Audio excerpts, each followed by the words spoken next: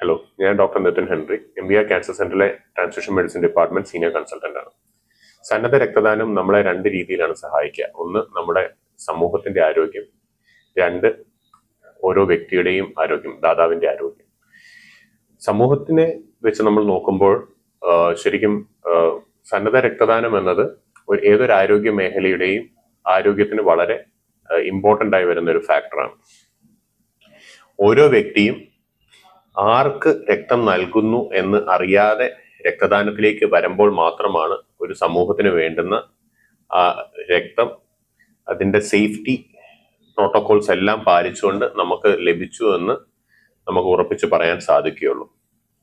നമ്മുടെ സമൂഹത്തിൽ കണ്ടുവരുന്ന റീപ്ലേസ്മെന്റ് ഡൊണേഷൻ അഥവാ ഒരു വ്യക്തിക്ക് രക്തം ആവശ്യം വരുമ്പോൾ അതിന് പകരം രക്തം നമ്മൾ റീപ്ലേസ് ചെയ്യുന്ന, ഒരു ബ്ലഡ് ബാങ്കിൽ ചെന്ന് റീപ്ലേസ് ചെയ്യുന്നത്, അവിഘടിത രക്തം നൽകുന്നത്, ഒരു കുടുംബത്തിലെ ഒരാൾക്ക് രക്തം വേണ്ടപ്പോൾ ആ കുടുംബത്തിലെ തന്നെ ആൾക്കാർ അവരുടെ രക്തം ഈ രോഗിക്ക് നൽകണം എന്ന് വാശി പിടിക്കുന്നത്, ഇതെല്ലാം രോഗിയുടെ ആരോഗ്യത്തിനെ പ്രതികൂലമായി ബാധിക്കുന്ന ഫാക്ടേഴ്സാണ്.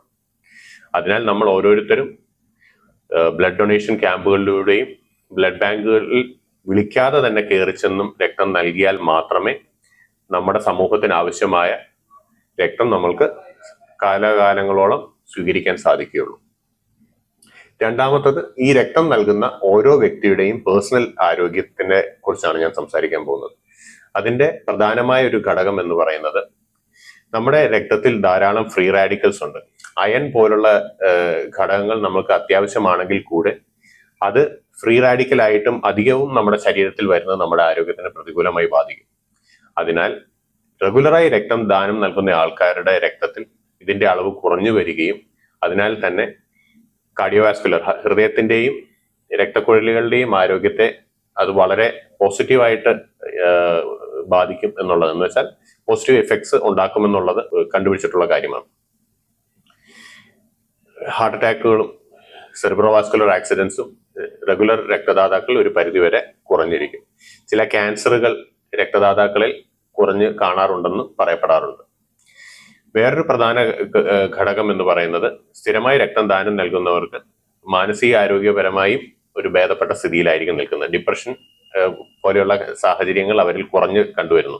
കാരണം ഓരോ വട്ടവും രക്തം ദാനം ചെയ്യുമ്പോൾ ഡോപ്പമിൻ പോലുള്ള ഹോർമോൺസ് അല്ലെങ്കിൽ ന്യൂറോ ട്രാൻസ്മിറ്റേഴ്സ് നമ്മുടെ ബ്രെയിനിൽ പുറപ്പെടുവിക്കുകയും അത് നമ്മളെ ഒരു ഹാപ്പി മൂഡിൽ നിർത്താനും നമ്മളെ ഹെൽപ്പ് ചെയ്യുന്നു.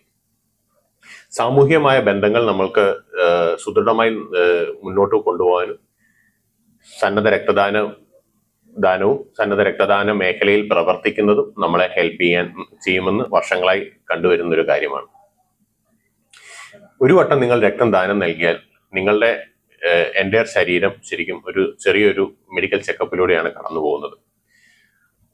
ധാരാളം അസുഖങ്ങൾക്കുള്ള ടെസ്റ്റുകൾ ഞങ്ങൾ ചെയ്യാറുണ്ട്. ഹെപ്പറ്റൈറ്റിസ് ബി, HIV, HCV മുതലായ ട്രാൻസ്ഫ്യൂഷനോടെ പകരുന്ന രോഗങ്ങൾക്കും ഒരു മെഡിക്കൽ ചെക്കപ്പിലൂടെ ബാക്കിയുള്ള രോഗങ്ങളെ കുറിച്ച് ഒരു കൗൺസിലറുടെയോ ഡോക്ടറുടെയോ സാന്നിധ്യത്തിൽ ടെസ്റ്റ് ചെയ്യപ്പെടുന്നതുമാണ്. ഇതെല്ലാം നമ്മൾ നോക്കിക്കഴിയുമ്പോൾ നമുക്ക് മനസ്സിലാകും, സന്നദ്ധ രക്തദാനം എന്നത് നമ്മുടെ സമൂഹത്തിനും ഓരോരോ വ്യക്തിക്കും ഇമ്പോർട്ടൻ്റ് ആണ്. Thank you.